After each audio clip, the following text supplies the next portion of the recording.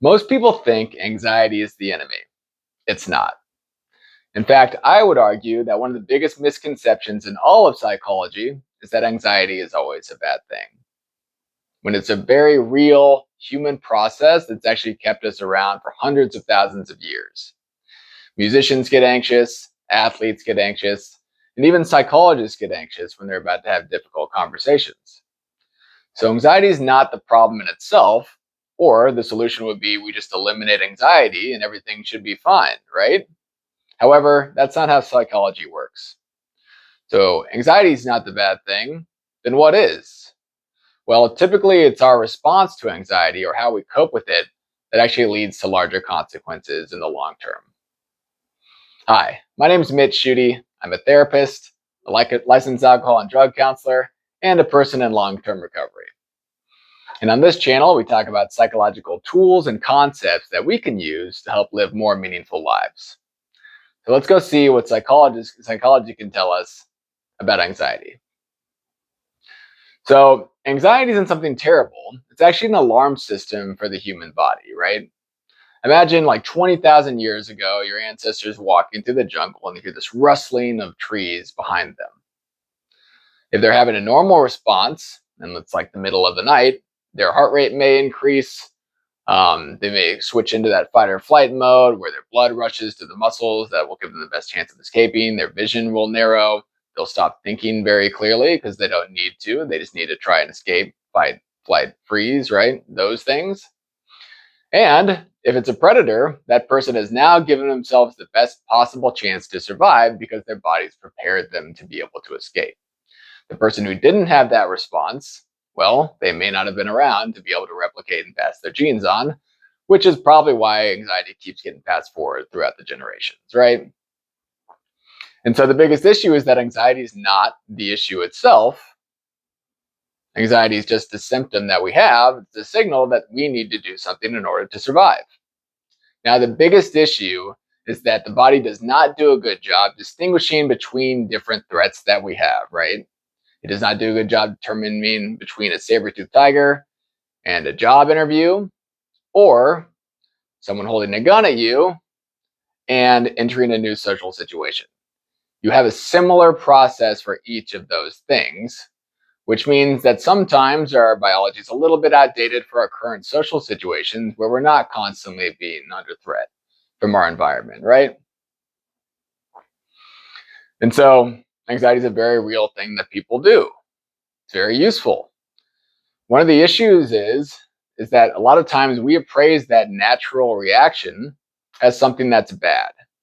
And there's actually been a lot of studies out there that the way that you interpret and perceive anxiety has a drastic impact on your behavior in response to it.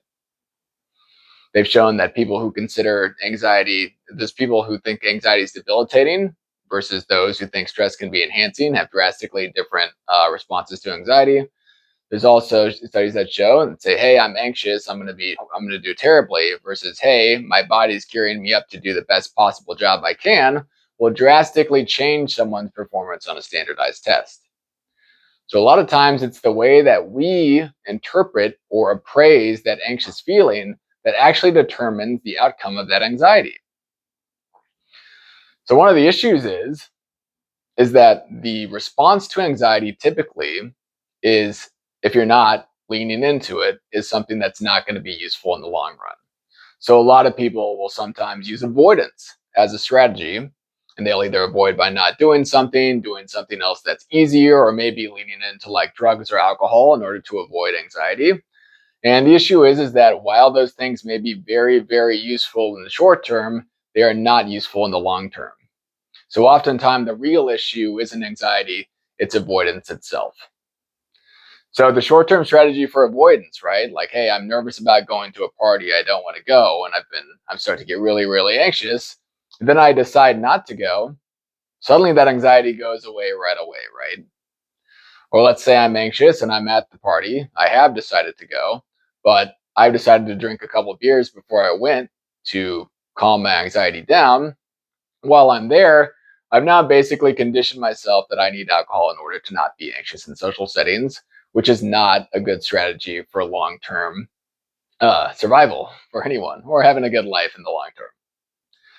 So, just sharing a real personal example here. There's been a couple times in my life where I've struggled with social anxiety, and I basically ended up being like confined to my apartment on both of those occasions, which is very, very sad.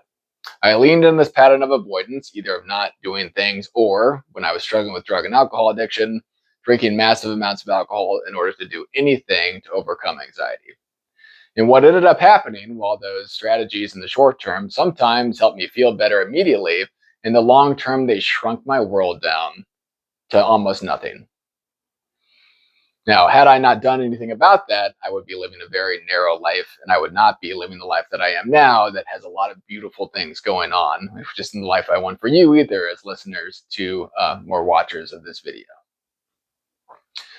And so, one of the trickiest things is that our strategies that we use to avoid anxiety are typically going to be very, very poor in the long term, unless we lean into the anxiety itself, right? And so the gold standard in psychology for any type of anxiety treatment is called exposure therapy. And that's a big word that basically just says, I do things that make me anxious just enough that I can survive and be okay and calm myself down so that I can prove I can do them over and over again. So what typically happens is, let's say someone has social anxiety, we wouldn't have you go to like a rave and just be around people all the time because that would probably be too much. A lot of times we'd have you say, okay, well, how about you go for a walk outside where people may be? Or how about you go sit in a coffee shop? You don't have to talk to anyone. Or how about you go say hi to someone at the grocery store? Not even a conversation, just say hi itself, right? And so what ends up happening is you end up going out and doing these things that have previously kind of made you anxious. And then while that's going on, your body's now getting information that, hey, I can go be social and I'm going to be fine and things are going to be okay for me moving forwards. And so what happens over time is you do the thing that kind of makes you anxious and then you're okay. And then the next time that comes around, you do not have that serious of a response. And so the cure to anxiety, unfortunately for people who have anxiety, is to be very controlled about the way that you approach your anxiety moving forwards. And so when I'm working with clients with social anxiety, we will make that exposure ladder and we'll do the things that will produce anxiety minimally over time and keep moving forwards from that. And so the biggest issue with anxiety is that a lot of times we consider it to be a bad thing and we put that negative connotation on it. And that causes us to react poorly when we are anxious. However, if we're able to re-identify that anxiety is just something that's natural that we deal with, that's a signal for us to do something, that's when we can start moving our life forward. All right, well, if you've enjoyed this content, consider subscribing, and we'll have more content for you in the future. Thanks.